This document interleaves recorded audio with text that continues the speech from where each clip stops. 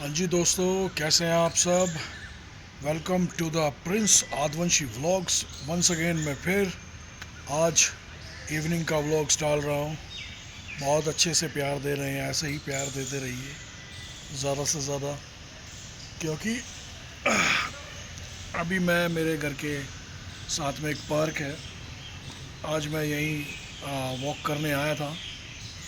But यहाँ पे कोई लोग होते नहीं हैं, मतलब कोई भी नहीं होता है इस टाइम पे, तो फ़िलहाल कोई नहीं होता है।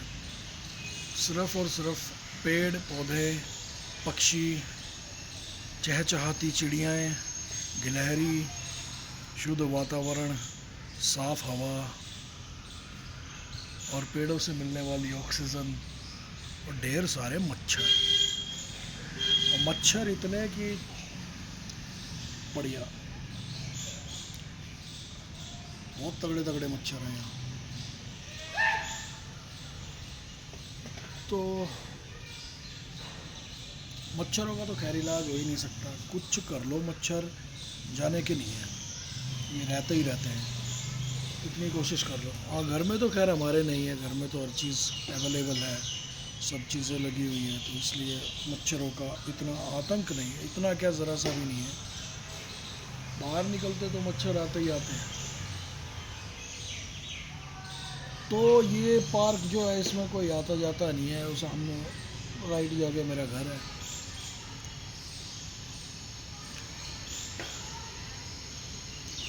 ओए हट यार, मच्छर बहुत काट रहे हैं। तो भाई कल की जो बात हुई थी, कल की वीडियो हमने जो बनाई थी, उसमें मैंने बताया था आप सबको अपने उनके बारे में, परिवार के बारे में, मामा, बुआ और भाई, मेरी बुआ के बच्चे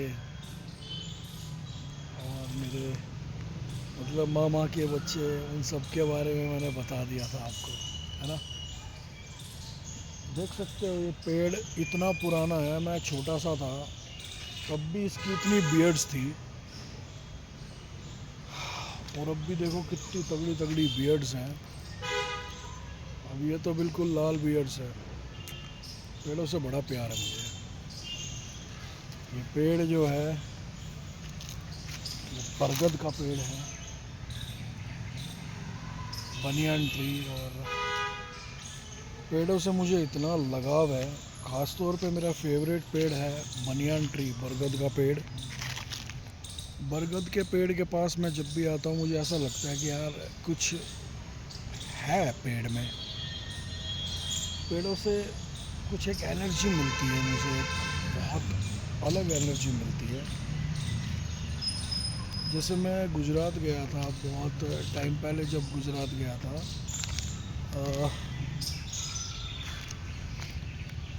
मेरे जानकार हैं, उनके यहाँ गया था, तब उन्होंने जो है मुझे एक पेड़ों की वाटिका थी, वहाँ पर लेकर गए थे। करीब 500 साल पुराने वहाँ पर पेड़ थे, और मुझे इतना अच्छा फील हो रहा था उन पेड़ों में, बहुत अच्छा फील हो रहा था उन पेड़ों के साथ। मतलब कहूँ तो क्या ही कहूँ, पेड़ों के पास बहुत अच्छा लगता है, और हर इंसान को लगना भी चाहिए, क्योंकि पेड़ जो है ना, हमें ऑक्सीजन प्रदान करते हैं। पेड़ ना हो धरती पे तो इंसान मेरे ख्याल से जी नहीं सकता। बाकी तो कमेंट करके बताना, पेड़ ना हो तो आखिरकार क्या होगा इंसानों का, बहुत ही बुरा होगा भाई। अभी देखो ना, वहाँ पे वो कितने सारे आदिवासी हैं, वो घर से बेघर कर दिए गए हैं। आखिर ऐसा क्यों हो रहा है। मैं किसी के बारे में कोई नेगेटिव नहीं बोल रहा हूँ, और ना ही मैं किसी को ये बोल रहा हूँ कि भाई किसी मंत्री की गलती है, किसी नेता की गलती है, किसी सरकार की गलती है। भाई जो होना है वो तो होगा ही, कोई ताकत नहीं रोक सकती। अगर वहाँ पर बड़े बड़े मॉल्स बनने हैं, बिल्डिंग्स बननी है, तो बनेगी, कोई नहीं रोक सकता। जिन्होंने पहले डिसाइड करके ख़रीद ली वो जगह, जिन्होंने इतना सब करके ये जगह ले ली है, तो खुद समझदार है यार सभी।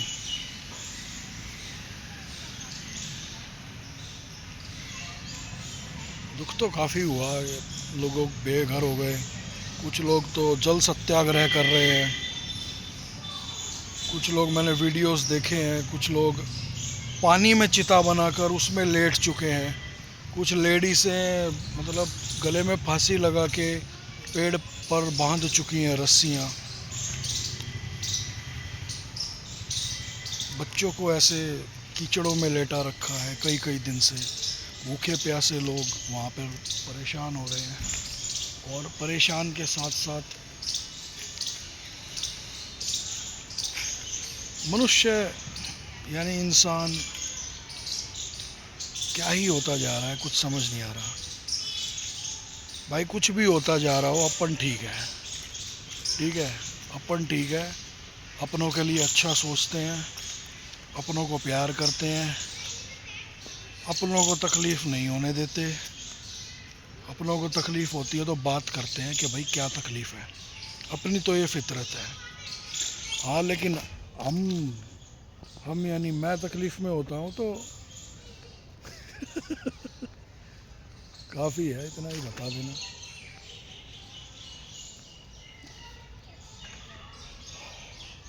तो और एक चीज़ मैं ये कहना चाह रहा था सभी से कि अभी जो मैं ये व्लॉग्स बना रहा हूँ, क्योंकि मैंने कभी लाइफ में ऐसे व्लॉग्स बनाए नहीं हैं और मैं बना रहा हूँ और अपनी वो बात बता रहा हूँ जो किसी को भी नहीं पता है, मैं वो चीज़ दिखा रहा हूँ जो मैंने कभी किसी को दिखाई नहीं, जैसे कि अपनी ये पर्सनल लाइफ। और पर्सनल लाइफ में मैं सबको बता रहा हूँ कि अभी मैं यहाँ गया, अब मैं वहाँ जा रहा हूँ, अब मैं ये कर रहा हूँ, वो कर रहा हूँ। तो कभी ऐसा हुआ नहीं जो अब हो रहा है। ये देख रहे हो झूला, ये बचपन का झूला और ये देखो स्लाइडिंग, बचपन में बहुत झूला हूँ मैं। अब आप सब लोग ये सोच रहे होंगे कि मैं ये सब क्यों दिखा रहा हूँ। मैं इसलिए यार बचपन की चीज़ें दिखा रहा हूँ। बचपन में मैं इन झूलों पे झूलता था, मतलब अब तो ये नए हो गए हैं, बट ये लोहे वही हैं, पेंट हो गए हैं, झूले चेंज हो गए हैं। चलो भाई, पता नहीं कितने साल बाद लो भाई झूला भी झूल लिए। प्रिंस आदिवंशी व्लॉग्स क्या क्या करवा के मानेगा, झूला भी झुला दिया। और बताओ बचपन याद ये भी सही है, मज़ा तो आ रहा है वैसे। पता है किसी भी इंसान को हमेशा करना चाहिए ऐसे, अपने बचपन की जगहों पे ज़रूर जाना चाहिए। इससे एक तो याददाश्त ताज़ा रहती है और बचपन का माहौल एकदम बरकरार हो जाता है, इंसान एकदम से दोबारा से रिवर्स हो जाता है। मुझे तो बहुत बढ़िया लग रहा है और मैं रिवर्स भी हो रहा हूँ, अच्छा भी लग रहा है अपने बचपन की जगह में आके। मैंने बहुत इसमें झूला झूला है, बहुत बच्चों को पीटा है, बहुत मस्तियाँ की हैं मैंने आइस पार्क में। चलो यार बहुत झूला हो गया भाई। देखो मेरे से ना बनते नहीं है ये व्लॉग्स। मेरे मैनेजर हैं, 2-3 मैनेजर हैं और मेरी एक मैनेजर और है ऑल इंडिया की, लेकिन इंटरनेशनल अलग है, मैं दिल्ली के अलग है। अच्छा, इंटरनेशनल वाली मेरे को ये कह रही थी, सर ये आप अपना लाइव मत लगाया करो आप यूट्यूब पे, please don't do this again because. और मैंने बोला क्यों भाई, ये मेरा पर्सनल व्लॉग है, यूट्यूब पर व्लॉग बनाना सभी को अधिकार है। अरे सर आप बट बहुत ज़्यादा ओपनली बना रहे हो, आप इसमें इतना ज़्यादा ओपन बना रहे हो, इसमें कोई एडिटिंग नहीं होती है, इसमें वॉइस का कोई भी सिस्टम नहीं है, आपका शेव क्लीन नहीं रहता, आप किसी भी कपड़ों में कुछ भी बना देते हो। तो बट सर ये फ़ैन फॉलोइंग्स पे असर डालेगा, बहुत ज़्यादा असर डालेगा। आप ये सब करना बंद कर दीजिए, क्योंकि एक फ़ैन फॉलोइंग है आपकी, रेसलिंग इंडस्ट्री से हैं आप। रेसलिंग इंडस्ट्री में आपका एक ऑलरेडी इंस्टाग्राम है, आपका यूट्यूब है, जहाँ आपकी रेसलिंग की चीज़ें डलती हैं, जहाँ पर आपका अपीयरेंसेस डलती हैं, जहाँ पर आपकी स्टाइल की वीडियो डलती हैं, सब चीज़ें डलती हैं। आप उद्घाटन करते हैं कहीं भी किसी भी चीज़ का, तो वो चीज़ें डलती हैं। तो आप मेरे ख्याल से ये सब करना बंद कर दीजिए, यूट्यूब व्लॉग्स मत बनाइए। अब मैंने कहा देखो मैडम, बड़ी बात हुई, बहुत सारी बात हुई, काफ़ी बहस हुई फ़ोन पे। मैंने बोला आप अपनी ड्यूटी करते हैं, मैं बीच में टोकता हूँ। आप अपना अच्छे से काम संभाल रहे हैं, मुझे अपीयरेंस भी दिला रहे हैं, एड्स भी दिला रहे हैं, मैं टोकता हूँ। मैंने कभी आपके काम में कोई रुकावट डाली? हाँ, वो देखेगी, ज़रूर देखेगी, वो देख रही है तो वो समझ जाएगी। तो मैंने कभी रुकावट डाली हो आपके काम में, या मैंने बोला हो रुकावट के लिए खेद है, अब मत करिए, इस तरीके से करिए इस काम को, बट नहीं, मैंने कभी रोक टोक नहीं की। तो आप मेरे काम में क्यों रोक टोक कर रहे हैं? ये मेरा पर्सनल है, ये जो मैं हूँ एक्चुअली मैं वो बताना चाहता हूँ मेरे फैंस को। वो बोले कि इससे आपकी मार्केट वैल्यू पूरी गिर जाएगी। जबकि दिल्ली में जो है निशांत प्रकाश जो मैनेज करता है, निशांत प्रकाश ने बोला नहीं नहीं नहीं नहीं सर, बहुत अच्छा व्लॉग्स बना रहे हैं आप। भाई दिल्ली वाले तो दिल्ली वाले ही होते हैं सर, बहुत है। अब लोगों को बिल्कुल ऐसे पता लग रहा है आपके बारे में, बिल्कुल लोग जान रहे हैं आपको। पहले लोग डर रहे थे आपसे बात करने में, कोई चैट्स करने में भी। मेरा क्योंकि इंस्टाग्राम भी संभालते हैं ना निशांत, तो लोग चैट करने में भी आपसे डरते थे। अभी देखो आपके पास सब आ रहा है, लोग मतलब आराम से आपसे जान रहे हैं, आपको बात भी कर पा रहे हैं, तो इससे काफ़ी फ़र्क पड़ रहा है। लेकिन इंटरनेशनल देखा जाए तो ये चीज़ सही नहीं लग रही है इंटरनेशनल मैनेजर्स को। बट यार करना ही क्या है,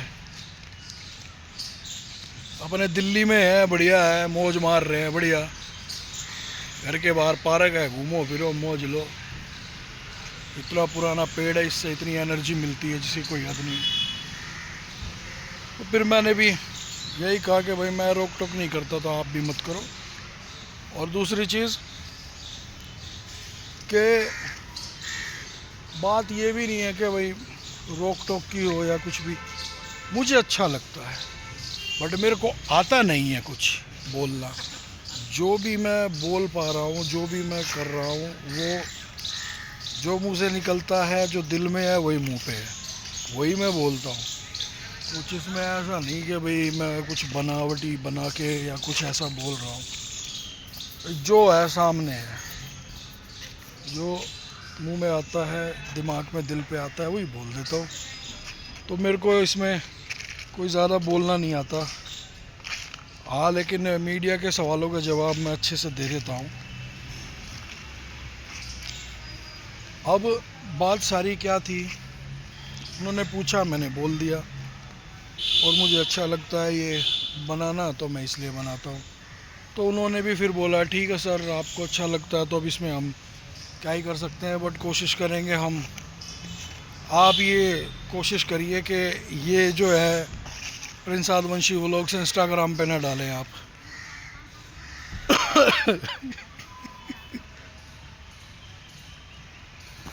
प्रिंस आदिवंशी व्लॉग्स इंस्टाग्राम पे ना डालें आप।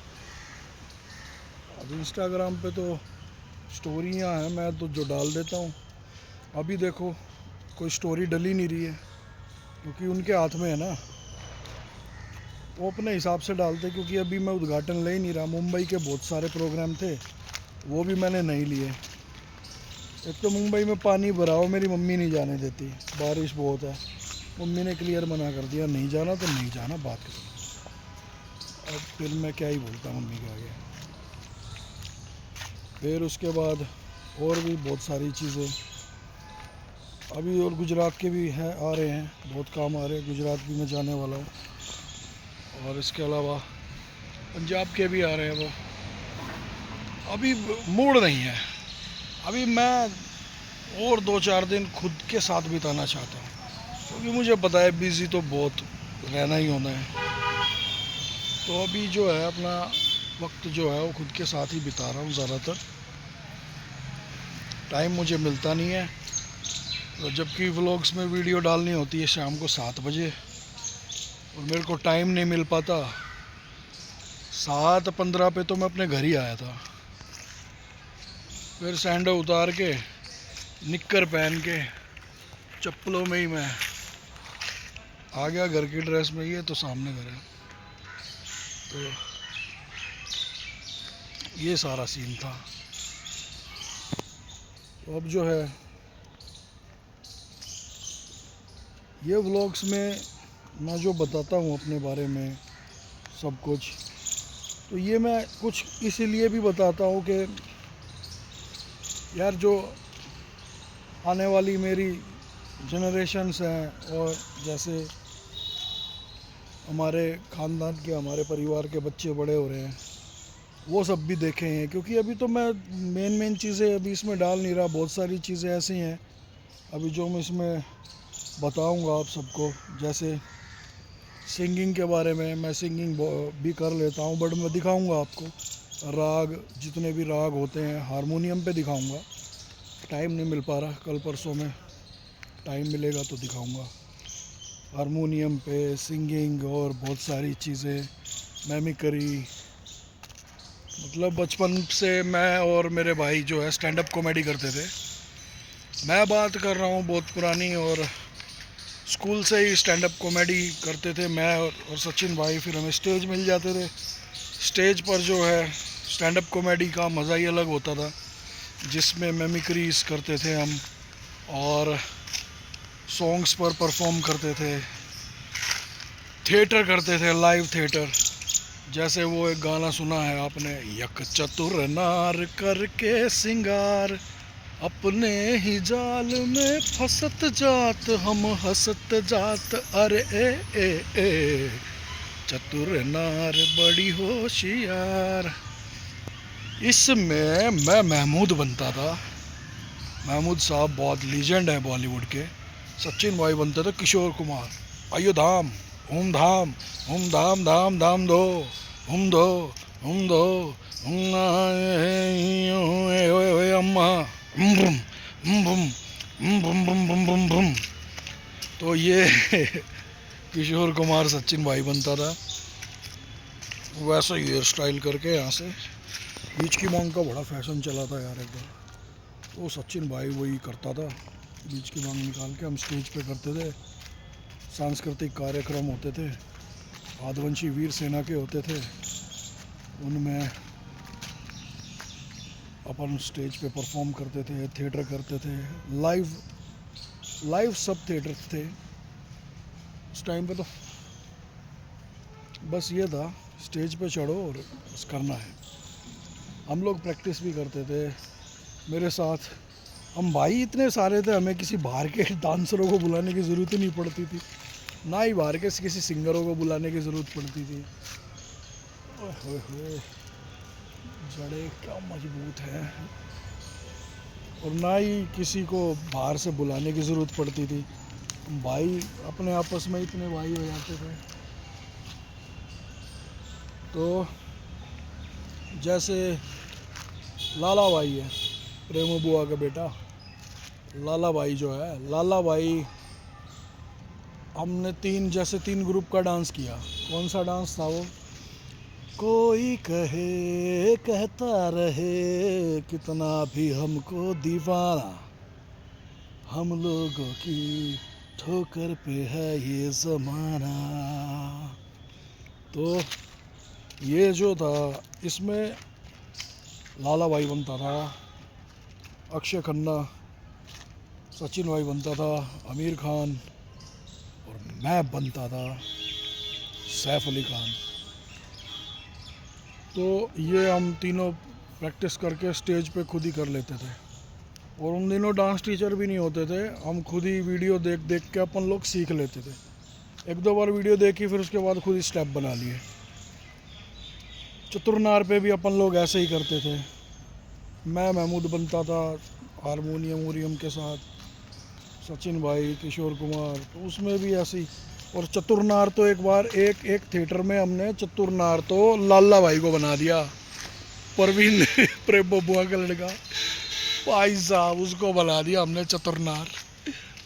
और चतुरनार को कभी ऐसे पकड़ के खींचे, कभी ऐसे पकड़ के खींचे, चतुरनार बेचारी ऐसे खड़ी रहती थी लाला भाई ने। फिर एक बार हम तो बच्चे तो थे ही, छोटे छोटे हम, कांटे फिल्म आई थी, हम तब काफ़ी छोटे थे। कांटे फिल्म में भाई हमने पूरा ही ग्रुप ही रेडी कर दिया, सारे भाई बहनों का। संजय दत्त तो सचिन भाई खुद बन जाता था, मतलब जो मेन लीड कैरेक्टर है ना वो खुद ले लेना भाई ने। फिर मैं भी कम थोड़ी था, मैं भी सेकंड लीड ले लेता था। मतलब फर्स्ट लीड सचिन भाई लेता था, सेकंड लीड मैं ले लेता था, बाकी सारे। और मैंने ले लिया था अमिताभ बच्चन का इसमें कैरेक्टर। वो शुरू ऐसे होता ना थिएटर, ओए चलो सुनो, प्लान प्लान एक घड़ी है, साइज वॉच, वॉच के पुरसे यानी हम परफेक्ट, तो घड़ी भी परफेक्ट, टिक टॉक, वरना वही बहुत साला बम बन के हम सबको बम, समझा क्या। फिर इसमें सचिन भाई की लाइन आती थी, पक गया थक गया तू जो भी बोला मेरे भेजे में टक गया बिडू। तो अभी आ नहीं रही ना, बहुत दिन बाद मैंने आवाज़ निकाली है कोई मिमिक्री। बहुत टाइम बाद कोई मिमिक्री की है, इसलिए गले में खराश आ गई। तो सचिन भाई के डायलॉग होते, पक गया थक गया तू जो भी बोला अपन के भेजे में टक गया बिडू। फिर म्यूजिक स्टार्ट होता था,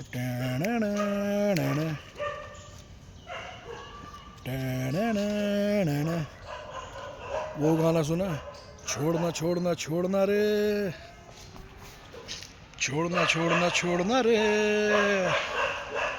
छोड़ना छोड़ना छोड़ना रे, छोड़ना भेजा फोड़ना रे, बिडू भाई बात मेरी खोपड़ी मरोड़ना रे। ये गाना था। ये गाना, इस पे भी हम काफ़ी स्टेज शोज किए हैं, थिएटर्स भी किए हैं, बहुत किए हैं, बहुत। मतलब एक साल में हमने 15 16 शो किए हैं। ऐसा नहीं, ऑल इंडिया में जाते थे अपन लोग शो करने, छोटी सी उम्र से ही, बचपन से ही। फिर बंटी भाई, मतलब मेरे रामवती बुआ का लड़का बंटी भाई, वो ऋतिक रोशन का फ़ैन। और वो बंटी भाई का ऐसा डांस होता था, सारे बंदे खड़े खड़े होकर देखते थे, ओ भाई बंटी आ गया, वो बंटी आ गया, बंटी आ गया भाई, ये तगड़ा डांसर है, बंटी आ गया बंटी। बंटी भाई का डांस होते थे ऐसे, जो ऋतिक रोशन, वो चूज़ भी ऐसे, हम लोग जो है एक्टिंग वाले ज़्यादा चूज़ करते थे, इसमें डायलॉग्स हो, थोड़ा एक्टिंग हो, एग्रेसिव हो। बंटी क्या करता था ना, प्यार मोहब्बत वाले गाने। और सोचो उस टाइम भी उसने क्या गाना चूज़ करा होगा, सोनिया भाभी तो देख ही रही होगी ये, सोनिया भाभी पता है क्या गाना चूज़ करा होगा। बचपन की बात बता रहा हूँ, थिएटर जब हम करते थे, हम सारे भाई मेरे इतने सारे हैं, बाहर के लोगों की ज़रूरत पड़ती ही नहीं थी थिएटर में।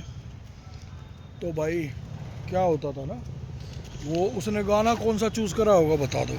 मेरे पास आज इसकी फुटेज पड़ी होगी, बट वो फुटेज पता है कौन सी, किस टाइप, वो कैसेट टाइप में होगी।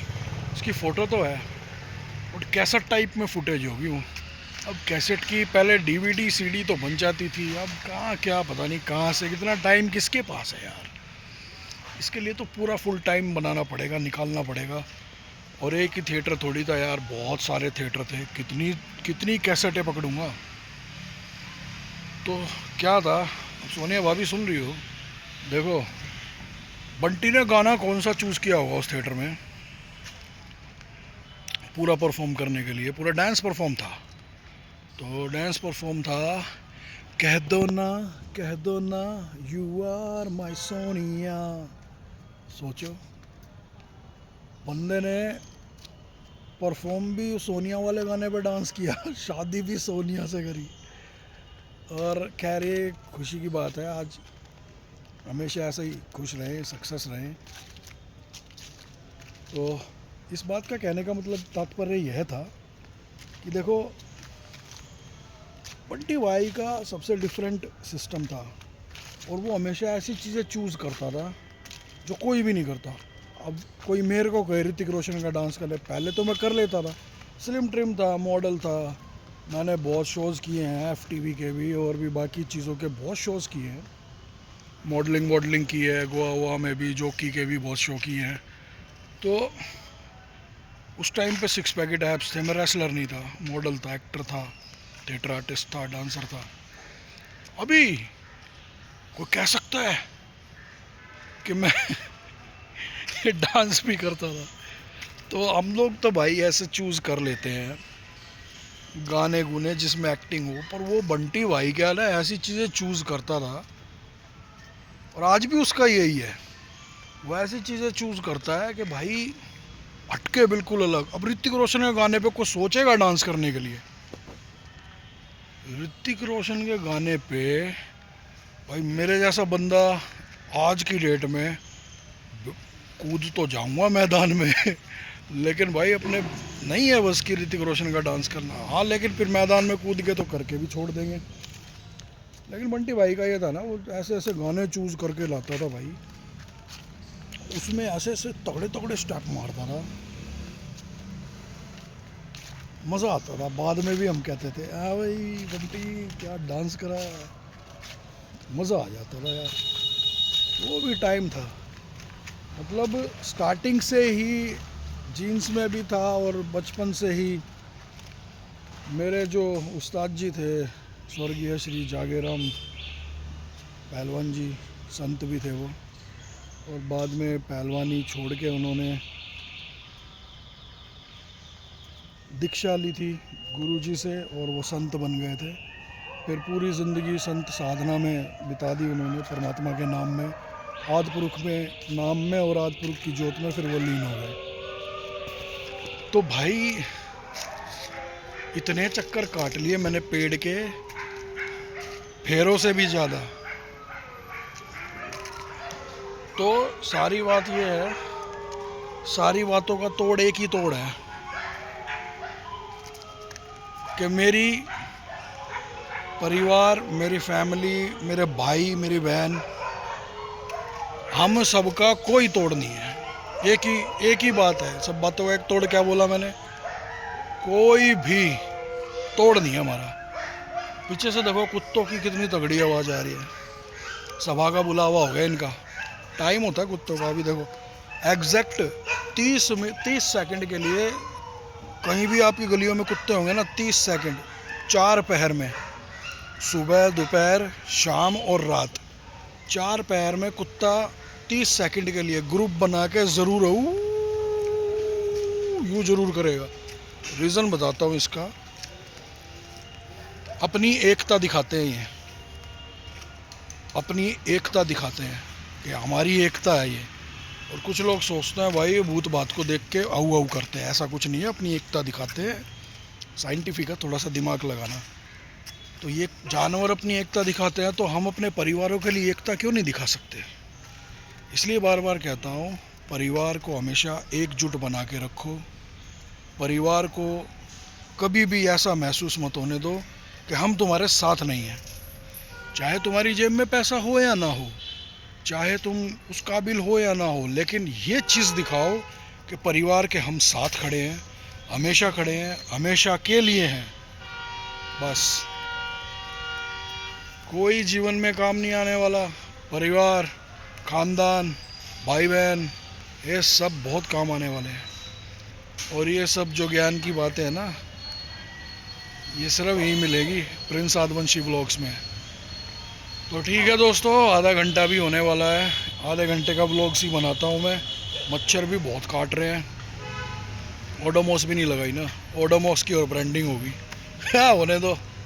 चलो दोस्तों फिर चलते हैं, अगले कल के व्लॉग में मिलते हैं। आप देख रहे हैं प्रिंस आदिवंशी व्लॉग्स। जय हिंद, जय भारत एंड प्रेम सत।